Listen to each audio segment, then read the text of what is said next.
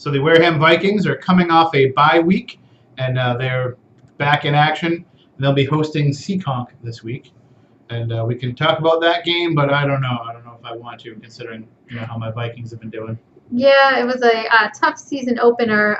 The first week of the season for Wareham, they lost to Bishop Stang. It was, let's see, 42-26 in that game, and it was a good first half for the Vikings. They actually led at one point. It was 12-7, and then they were outscored.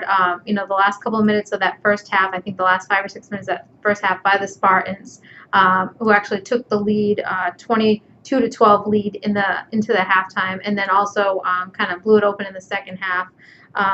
In that game, they did have 4 rushing touchdowns. The Vikings did, so they were able to move the ball on offense. Their top running back was Josh Anawaleli. I don't know if I'm saying that right, but he had 102 yards on 17 carries and 1 touchdown.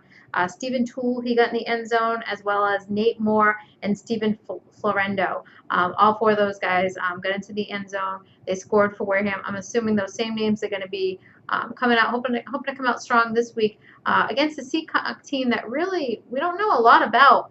The Warriors opened the season with a huge win over Case.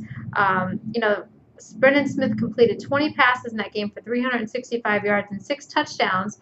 But then last week against Voc Tech, the Seekonk starters couldn't score. I think the Warriors finally put some points on the board in the fourth quarter against Voc Tech's reserve players, and they ended up losing 27-16, which really, Voc Tech was up early 27-0, so it wasn't indicative, the final score in that game to what the game was about. But it's hard to really gauge, what kind of team Wareham is facing this week, and the Seekonk team, that kind of, granted it was Case that first week, but they put, I think it was 48 points on the board, and then the following week, the starters can't really do anything on offense. So this might be a good game for Wareham, a team that is coming off the bye that did struggle a little bit, in that opener against Bishop Stang. So. Right. So that'll be happening Friday at 7 p.m.